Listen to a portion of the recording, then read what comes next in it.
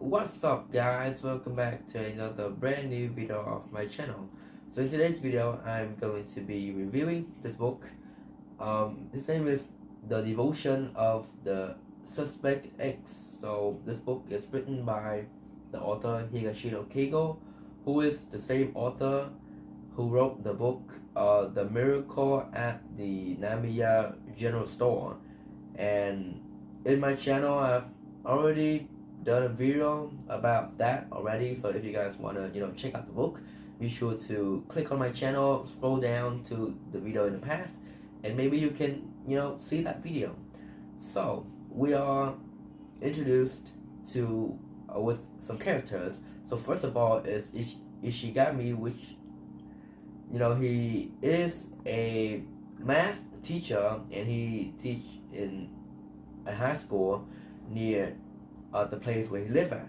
And the next person is Yasuko, and Yasuko is like a grocery store worker, and she basically sold rice and all kind of food in a grocery store. And the next person is Kusanagi, who is a detective, and Kusanagi have a friend, and that guy is like a physics prodigy. He is like a master in physics, and his name is Yukawa. So Yasuko has an ex-husband, and her ex-husband name is Togashi. So Togashi is Yasuko's ex-husband, and Yasuko have a daughter named Misato. So her ex-husband often returning back to her so that he could get back with her. He wanted to be her husband again. He said that I've changed and stuff like that, and he wanted Yasuko to be back with him, but Yasuko denied because she already know that when he said that he was going to change his attitude, he just changed for a few days and then he would switch back to his original attitude. So she ended up rejected him, and she cut off the contact with him, and she moved to a brand new house. And I don't know how, but Togashi just ended up finding where Yasuko lived, and he decided to straight up harass Yasuko and her daughter. And he decided to go in Yasuko's house and say some random thing that really disturbed Yasuko. And it gets to a point that Yasuko can't stand him anymore. Then she get like an electricity cable from the iron. Then she whoop it in Togashi next, and then she just pull it as hard as she can. So she pull it for about several minutes, and then Togashi is dead. So basically she just committed a crime, and she is now a murderer. Well done. And Togashi is dead. So that she received a call from her neighbor, and her neighbor is Ishigami, and Ishigami is the teacher of the high school. And Ishigami called her and said that you can't get rid of a dead body by yourself, and Ishigami insists to help Yasuko get rid of the body of Togashi. So Ishigami arrived at Yasuko's apartment, which is the apartment next door, and he helped Yasuko switch out the stuff that she used to commit her crime. And then he decided to put Togashi's body in a big bag, and then he just bring him out of the house and decided to get rid of the body on his own. So then the next morning, an old man in the neighborhood found a dead body in a river nearby, and he told the problem to the police, and the police decided to open an investigation on this case. So that is when Kusanagi, a detective, is being used. So he is the one who are in charge of this case, and he get to work right away. He solved every little detail. He observed every little detail, even the person living in the neighborhood, even the homeless person. He basically pay attention to every small detail, and he found out that guy, the Togashi guy, is an ex-husband of Yasuko.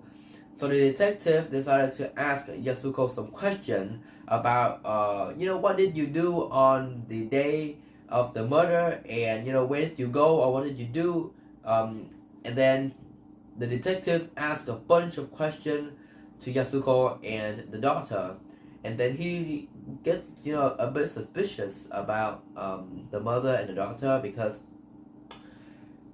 their story seems very convincing, but there's something a bit off about their story.